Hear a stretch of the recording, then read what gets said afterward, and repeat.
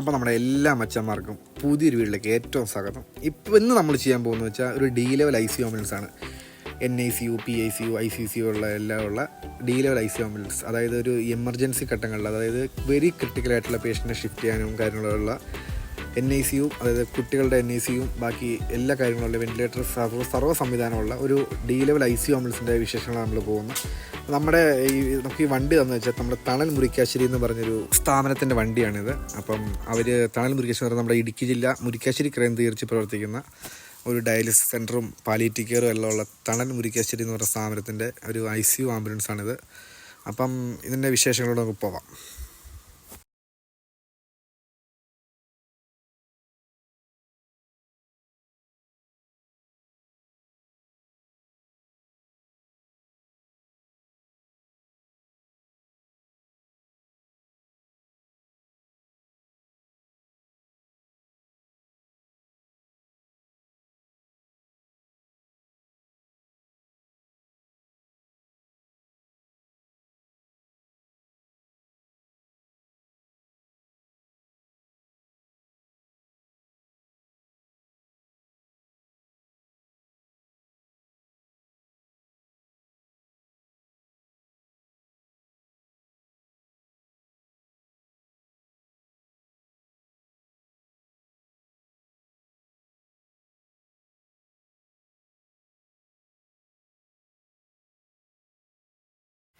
അപ്പോൾ ഇതിൻ്റെ ഔട്ടർ കാര്യങ്ങളൊക്കെ പറയുന്നത് വെച്ചാൽ വേറെ പ്രത്യേകിച്ചൊന്നുമില്ല. എല്ലാ ആംബുലൻസും വരുന്ന നല്ല BS6 കാറ്റഗറി വരുന്ന ഫോഴ്സിൻ്റെ നമ്മുടെ ട്രാവൽ സെഗ്മെൻറ്റ് വരുന്ന വാഹനമാണ്. നമുക്ക് ഉള്ളിലെ കാഴ്ചയിലുണ്ട്. കാരണം ഇത് തണൽ മുരിക്കാശ്ശേരിയും SFO ടെക്നോളജീസിനും കൂടെ പാർട്ണർഷിപ്പ് നടത്തുന്നതാണ്.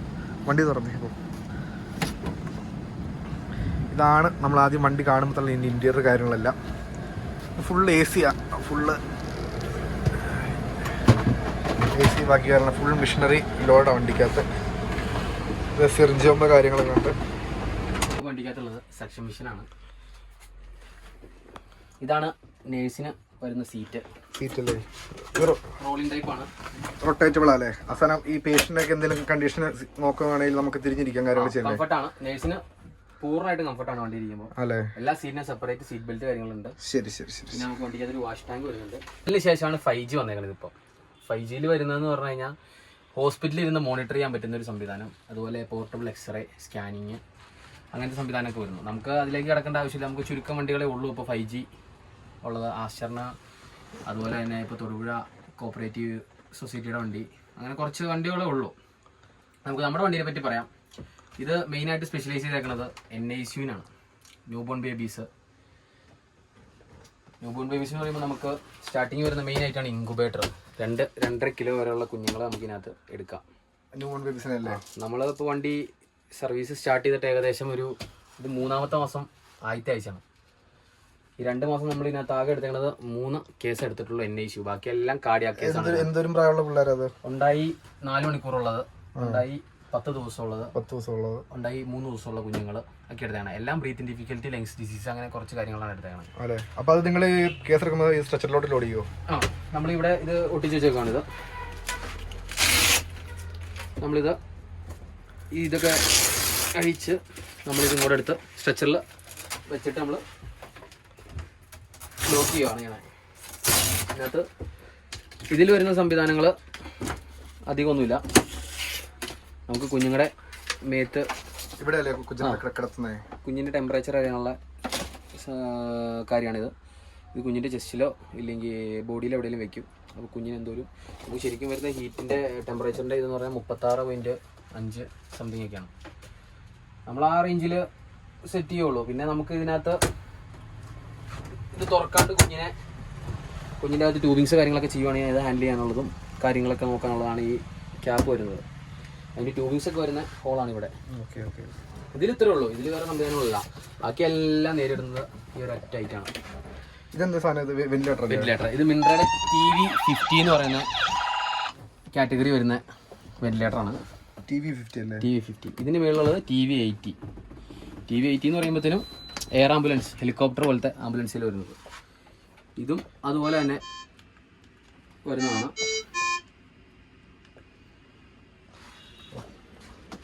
ഇത് ഏത് കമ്പനിയാണ്? T50 അല്ലേ? മിൻട്രെ. ഇതിന്റെ ഫീച്ചേഴ്സ് ഒക്കെ എന്തൊക്കെയാണ്? ഇതിന്റെ ഫീച്ചേഴ്സ് ഇത് ഇൻഫാന്റ് തൊട്ട് അഡൽറ്റ് വരെ എടുക്കാം. അഡൽറ്റ് വരെ എടുക്കാം അല്ലേ? ഏത് സൈസ് പ്രശ്നമുള്ള സീനുള്ള കേസും നമുക്ക് ഇതിനകത്ത്. ഈ വെന്റിലേറ്റർ കാറ്റഗറി പോർട്ടബിൾ വരും, നോൺ പോർട്ടബിൾ വരും. ഇത് ഏത് ടൈപ്പുള്ള കാറ്റഗറി? പോർട്ടബിൾ ആണ്. പോർട്ടബിൾ എന്ന് പറഞ്ഞാൽ നമുക്ക് ഈ വണ്ടിയിൽ നിന്ന് ഡയറക്റ്റ് ഊരിക്കൊണ്ട് പോകാം. ഇതിന് വേറെ ബാറ്ററിയുടെ ആവശ്യമൊന്നുമില്ല. ഇതിന് തന്നെ ഇൻബിൽറ്റ് ആയിട്ട് ബാറ്ററി വരുന്നുണ്ട്. നമുക്കൊരു 1.5 മണിക്കൂറോളം ഇത് വർക്ക് ചെയ്യും കറണ്ട് ഇല്ലാണ്ട് തന്നെ 1.5 മണിക്കൂർ വർക്ക് ചെയ്യും. അതുപോലെ തന്നെ ഇതിന്റെ സെൻട്രൽ ലൈൻ ആണ് നമ്മുടെ O2. 2 മെട്രോ കുറ്റിയിൽ സെൻട്രൽ ലൈൻ ആണ് O2 വന്നേക്കുന്നത്. നമ്മളതിവിടെ കണക്ട് ചെയ്യാറ്. ഇപ്പോൾ കണക്റ്റായി. എന്നിട്ട് നമ്മളിവിടെ ഇതിന് ബാക്കിയുള്ളതിനേക്കാളും ഒരു 4-5 മോഡ് കൂടുതലാണ്. എയർ ആംബുലൻസ് പോർട്ടബിൾ ടൈപ്പ്, അതുപോലെ ട്രാൻസ്പോർട്ടിംഗ് വെന്റിലേറ്റർ ആയതുകൊണ്ട് ഫീച്ചേഴ്സ് ഇച്ചിരി കൂടുതലാണ്. അതുപോലെ അത്രയും കൈകാര്യം ചെയ്യാൻ അറിയാവുന്നവരാണ് ഇത് ചെയ്യാറുള്ളൂ. നമ്മൾ ഹോസ്പിറ്റലിൽ നമുക്ക് അറിയാൻ പാടാത്ത എന്തെങ്കിലും കാര്യം വരുവാണെങ്കിൽ ഡോക്ടേഴ്സാണ് ഇത് സെറ്റ് ചെയ്ത് തരാറ് ഇടയ്ക്ക്. പിന്നെ നമ്മൾ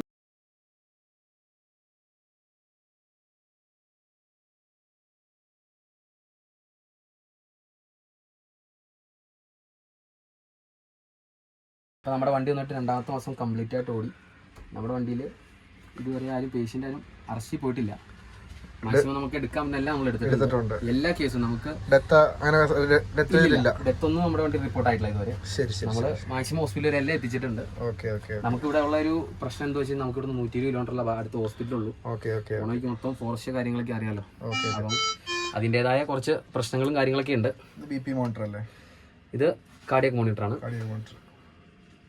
നമുക്ക് ഇത് അതുപോലെ തന്നെ അഡൽറ്റ്, പീഡിയാട്രിക്, നിയോനാറ്റിൽ, ഇൻഫാന്റ് എല്ലാം എടുക്കാവുന്നതാണ്. പിന്നെ നമുക്ക് നെബുലൈസേഷൻ്റെ മെഷീൻ ഉണ്ട്. പിന്നെ ഡീഫിബ്രിലേറ്റർ. എന്നാ കോസ്റ്റ് വരുന്നത്? ഇത് നമ്മുടെ ഹോസ്പിറ്റലിൽ ഇരിക്കുന്ന സെയിം മെഷീൻ ആണോ? അത് അതിലും ഇച്ചിരിയും കൂടെ അഡ്വാൻസ്ഡ് ആണ്. ഉള്ളതാണ്. ഓട്ടോമാറ്റിക് ഡീഫിബ്രിലേറ്റർ ആണ്. ഇത് ഓട്ടോമാറ്റിക് നമുക്ക് ചെയ്യാവുന്നതാണ്. നമ്മൾ സിനിമയിലൊക്കെ കാണത്തില്ലേ, ആൾക്കാരെ രക്ഷപ്പെടുത്താൻ വേണ്ടി നമ്മളെടുത്ത് ചങ്കത്തുക്കുന്ന സാധനം, ആ സെയിം സാധനം ഇതും യൂസിങ് ഇച്ചിരി വിഷയമാണ്. നമ്മൾ ഡിസ്ചാർജിലേക്ക് മാറ്റണം. എത്ര ജൂളിലാണ് പോണേ? 150, 170, 150, 200, 270. അതിനകത്ത് പെടലെ തന്നെ 2 എന്നൊരു ഓപ്ഷൻ ഉണ്ട്. 2 ഞെക്കുമ്പോൾ ചാർജ് ആവും. ഡിസ്ചാർജിന് ഈ പെടൽ ഞെക്കുക. നമ്മളിപ്പോൾ ഞെക്കുന്നില്ല. ഇത് ഡീഫബ് നമ്മുടെ കേസൊക്കെ എടുക്കുമ്പോൾ ഡീഫബ് യൂസ് ചെയ്യേണ്ട ആവശ്യം വന്നിട്ടുണ്ടോ? ഡീഫബ് ഒരു പ്രാവശ്യം വീട്ടി അടിച്ച് കഴിഞ്ഞപ്പോൾ ആവശ്യം വന്നിട്ടുണ്ട് കാട്ടിൽ വെച്ച്. പെട്ടെന്ന് പേഷ്യൻ്റെ റിതം ചേഞ്ച് ആയി. അപ്പം നമുക്ക് അടുത്ത് കയറ്റാൻ വേറെ ഓപ്ഷൻ ഒന്നും ഇല്ലാത്തപ്പം വീട്ടി അടിച്ചു. നമ്മൾ ഡീഫബ് യൂസ് ചെയ്യേണ്ട ഒരു അവസ്ഥ വന്നിട്ടുണ്ട്. അതുപോലെ തന്നെ ഇത് AED ഉള്ളതാണ്, ഓട്ടോമാറ്റിക്കാണ്. അതിൻ്റെ അഡൽറ്റ് വരുമ്പോഴത്തേനും പാഡുണ്ട്. അതിൻ്റെ ആ പാഡ് ശരി ഇത് സിറിഞ്ച് പമ്പല്ലേ? ഇത് സിറിഞ്ച് പമ്പ്. പിന്നെ നമുക്ക് വണ്ടിയിൽ ഒരു വാഷ് ടാങ്ക് വരുന്നുണ്ട്. വണ്ടി നമ്മൾ സ്റ്റാർട്ടിങ്ങിലാണെങ്കിൽ ഈ വാഷ് ടാങ്ക് അത്യാവശ്യം ഒരു ബ്ലഡ് ഒക്കെ പറ്റിയെങ്കിൽ നേഴ്സിന് തന്നെ വാഷ് ചെയ്യാനും കാര്യങ്ങളെല്ലാം ചെയ്യാൻ വേണ്ടിയല്ലേ? ഇത് നമ്മൾ അഡ്ജസ്റ്റബിൾ ആണ്. ഇതിനകത്താണ് നമ്മുടെ റൈസ് ട്യൂബ്, IV സെറ്റ് കാര്യങ്ങൾ എല്ലാം വരുന്നത്. ഈ റോ മൊത്തം മെഡിസിൻ ലോഡ് ചെയ്തേക്കല്ലേ? മൊത്തം ലോഡാണ്. വണ്ടി ടൈറ്റ് ആണ്. വണ്ടി ഫുൾ ടൈറ്റ് ആണ്. നമ്മുടെ റൈസ് ട്യൂബ്, IV സെറ്റ് കാര്യങ്ങളെല്ലാം വരുന്നു. ഇതിനകത്ത് വരുന്നത് നമ്മുടെ സിറിഞ്ച്, ഗ്ലൗസ്, ഗാർബേജ് ബാഗ് കാര്യങ്ങളെല്ലാം ഇതിനകത്ത് വരുന്നു. ഈ റാക്ക് മൊത്തം കാണുന്ന മെഡിസിനാണ്. അതായത് ഒരു എമർജൻസി സിറ്റുവേഷനിൽ RL, NS, DNS എല്ലാ കാര്യങ്ങളും ഇതിനകത്ത് വരുന്നു. എല്ലാം ഡേറ്റ് ചെയ്ത് നോക്കി ഫുൾ ടൈറ്റ്. എല്ലാം ഡേറ്റ് ഒക്കെ അപ്ഡേറ്റ് ചെയ്ത് വെക്കുമല്ലേ? എല്ലാം അപ്ഡേറ്റ് ആണ്. അതിന് നമുക്ക് റെക്കോർഡ് ബുക്ക് ഉണ്ട്. പിന്നെ ഇതിനകത്ത് O2 മാസ്ക് കാര്യങ്ങൾ, അഡൽറ്റ്, പീഡിയാട്രിക്, നിയോനാറ്റ് വരുന്നുണ്ട്. എല്ലാം വരുന്നുണ്ട്. ഇത് വരുന്നതെന്ന് പറയുമ്പോഴത്തേനും 11 സ്കോപ്പാണ്. വണ്ടിക്കകത്ത് നമ്മൾ ക്രിട്ടിക്കൽ സിറ്റുവേഷനുള്ള ഒരു പേഷ്യൻ്റ് അടുത്ത് ഇൻ കേസ് നമുക്ക് ഇൻറ്റുബേറ്റ് ചെയ്യേണ്ടി വരുവാണെങ്കിൽ ഓൾ സെറ്റാണ്. ഇൻറ്റുബേറ്റ് ചെയ്യാൻ ഓൾ സെറ്റാണ് വണ്ടി. ശരി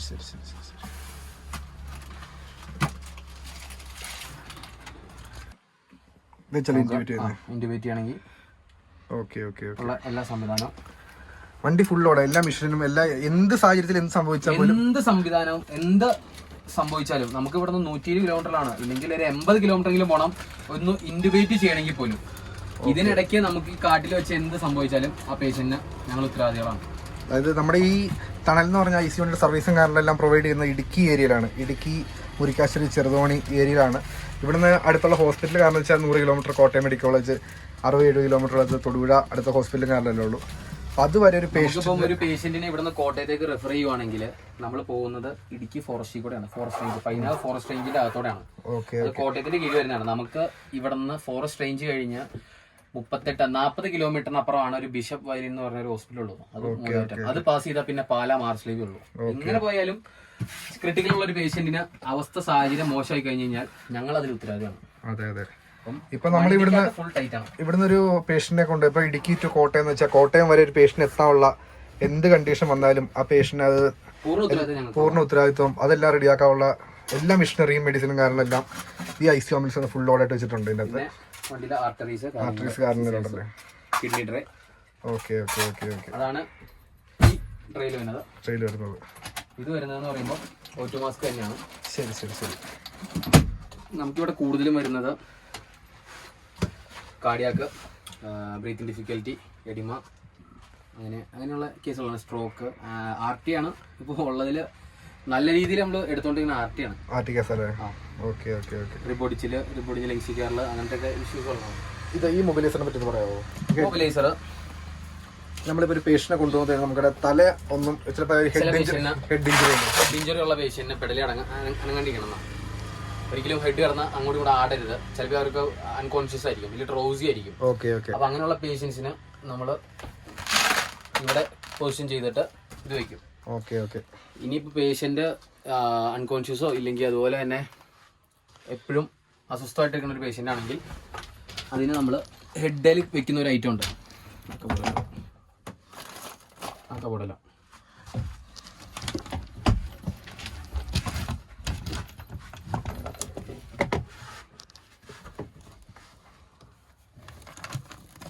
ഹെഡിൽ വെക്കുന്ന ഒരു ഐറ്റം ഉണ്ട്. ഇത്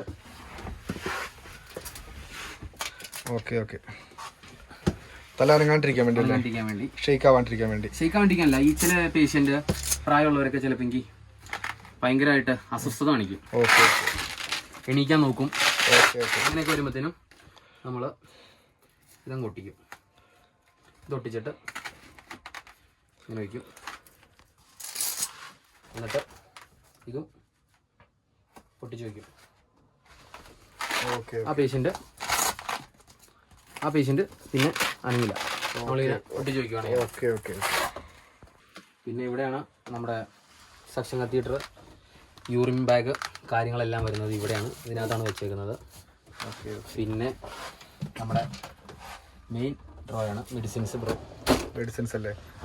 അത്യാവശ്യം എല്ലാ എമർജൻസിയും, അത്യാവശ്യമല്ല എല്ലാ എമർജൻസിയും മെഡിസിൻസ് നമ്മുടെ ഉണ്ട്. നമുക്കിപ്പോൾ പോണ വയ്ക്ക് എന്തെങ്കിലും ഡ്രഗായിട്ട് ഉള്ള മെഡിസിൻസ്, ഫെൻഡ പോലത്തെ ഒക്കെ കാര്യങ്ങൾ വരുവാണെങ്കിൽ നമുക്കത് പൈനാവിന്ന് അവർ തന്നെ ലോഡ് ചെയ്ത് തരാണ്.